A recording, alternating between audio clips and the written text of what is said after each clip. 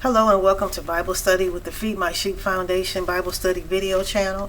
We're continuing our Bible study in the book of 2 Samuel with this video. And we're on chapter 4. And recounting the fact that David and the house of Saul, the house of David and the house of Saul continue in battle.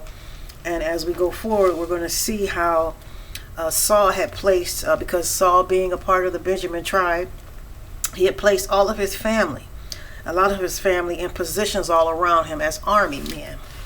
And they're being taken down as we continue our reading. So chapter 4, it begins with Saul's son heard that Abner was dead. Abner being also the one that was over the captains, a captain over the armies, a force of people that Saul had around him, and also a part of the Benjamin family. He passed in the previous chapter. There were two men in chapter 3 verse 30, Joab and Abishai, who were brothers. They killed Abner because Abner had killed their brother Asahel. In chapter 2 verse 23 we saw that take place, and so therefore that's how he met his death. So then it says in chapter 4, when Saul's son heard that Abner was dead in Hebron, his hands were feeble and all the Israelites were troubled. Okay? And it says, so Saul's son had two men that were captains of bands. The name of the one was Baanah, and the name of the other was Rechab, the sons of Rimmon, a Beerothite. Okay? And the Beerothites were also a part of the Benjamin tribe. Okay? And keeping in account to the prophecy over the Benjamin tribe, as they were prophesied to be like wolves, okay, in sheep's clothing. Basically, that was what their father said. That was the prophecy over them. So when the Beerothites fled to Gittim and were sojourners there unto this day. And Jonathan, Saul's son, had a son that was lame of his feet.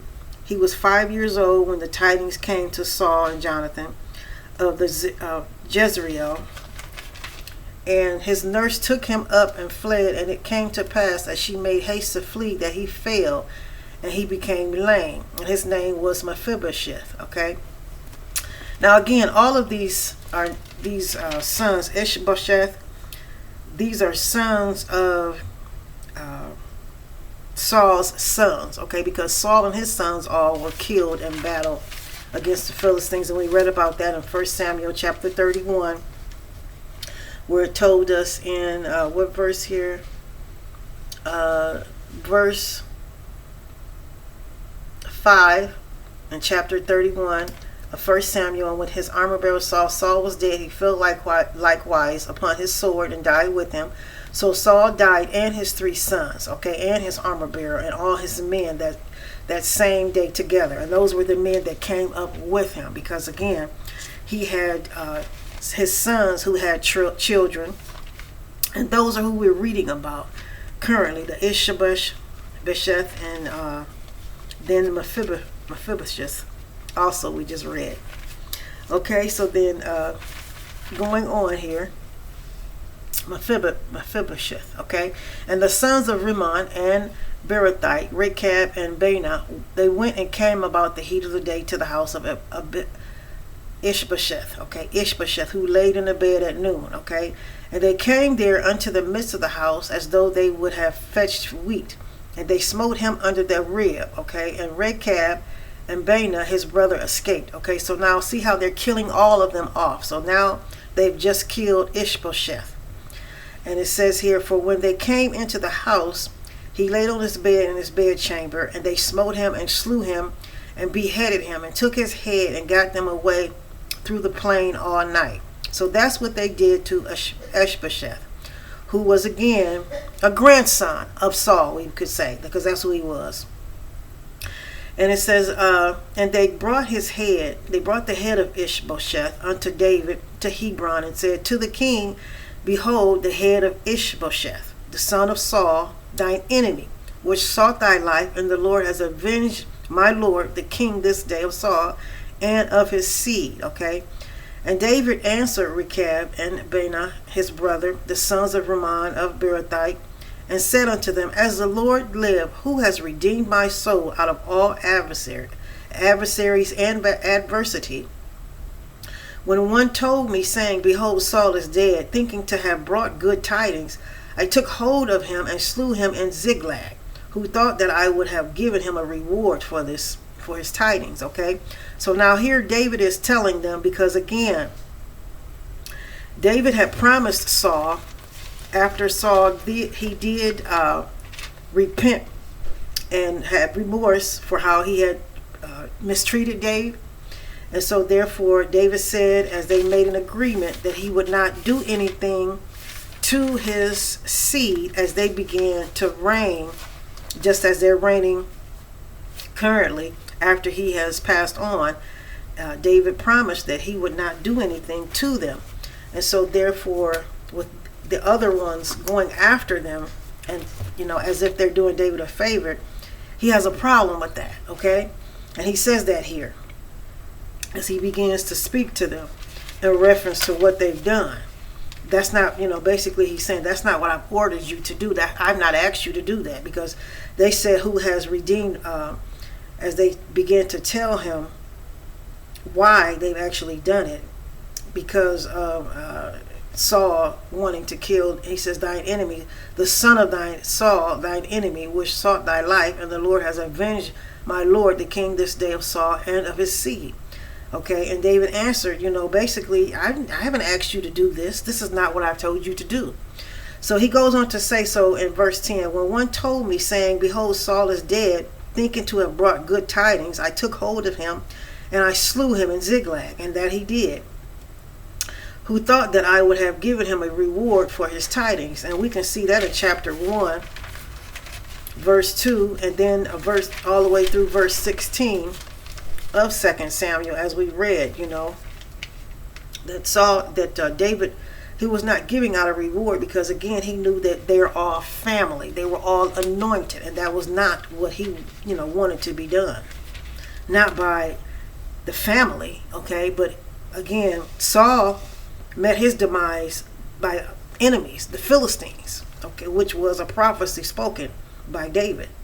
So he says here, how much more when wicked men have slain a righteous person in his own house upon his bed? Shall I not therefore now require his blood of your hand, and take you away from the earth? And so then David commanded his young men, and they slew them, and cut off their hands and their feet, and hanged them up over the pool in Hebron.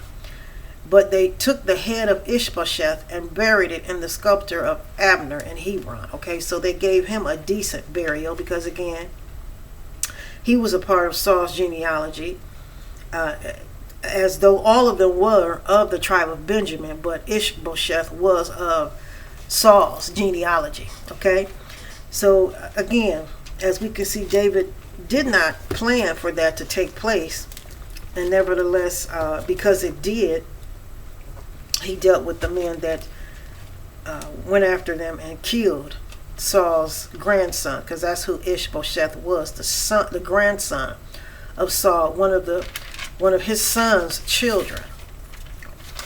Okay, so that basically takes us into the end of this chapter. It's a very small chapter. And I'm trying to see if there's anything else that I want to point out within this chapter here. Okay, so if we take a look over in 1 Samuel chapter 24, we can reflect on what David said in reference to not seeking revenge towards Saul's generation of people. So that was chapter 24, beginning with verse 16. Again, after Saul repented, had remorse toward, how his behavior was toward David. He says, and it came to pass when David had made an end of speaking these words to Saul, that Saul said, Is this thy voice, my son David? And Saul lifted up his voice and wept. And he said to David, Thou art more righteous than I, for thou hast rewarded me good, whereas I have rewarded you evil. And thou hast showed this day how that thou hast dealt well with me, for as much as when the Lord had delivered me into thine hand, thou did not kill me. For if a man finds his enemy, will he let him go? And he says, wherefore the Lord reward you good for that thou hast done unto me this day. And now, behold, I know well that thou shalt surely be king, and that the kingdom of Israel shall be established in your hand. So swear now, therefore, unto me by the Lord, that thou wilt not cut off my seed after me, and that thou wilt not destroy my name out of my father's house. And so David swore unto Saul, and Saul, he went home, but David and his men, they got them up unto the hold. But nevertheless, we see here that where the arrangement was made, that David swore unto Saul that he would not mistreat his generation of the people that came under Saul's lineage, okay? And he was keeping that. But those men that went forward and killed Abner, and then killed Ishbosheth, his grandson, therefore he dealt with them accordingly. And there's a psalm that I'm also led to in reference to this particular incident, and it's Psalm 31. Psalm 31, and then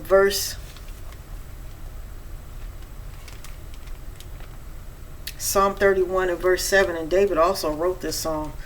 It says, I will be glad and rejoice in thy mercy, for thou hast considered my trouble, and thou hast known my soul in adversities. Okay, that's the first psalm that I was led to in reference to David. And again, he wrote this psalm as it refers back to not being taking vengeance on your own adverse situations, in reference to Saul, because David he never took vengeance out on Saul and how awful he was toward him. And then even at the remorse of how Saul's behavior was toward David, he gave everything over to the Lord. He still would not seek vengeance against him. And the Lord did, handle it. He said, vengeance is mine, I will repay. And he did handle that situation. So another psalm was Psalm 9. I'm led into in reference to, again, the whole situation.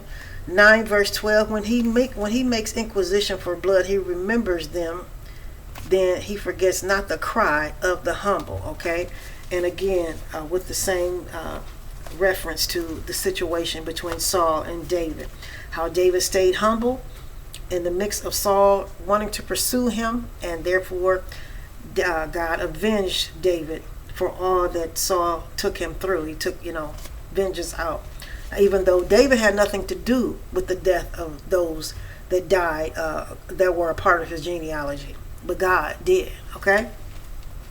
So that was chapter 4 of 2 Samuel. As we continue in the book of 2 Samuel, looking at the lineage of David and Saul and the fight that went on between the two. All right, God bless you, God be with you, and I will see you on our next Bible study as we continue with the Feed My Sheep Foundation video channel.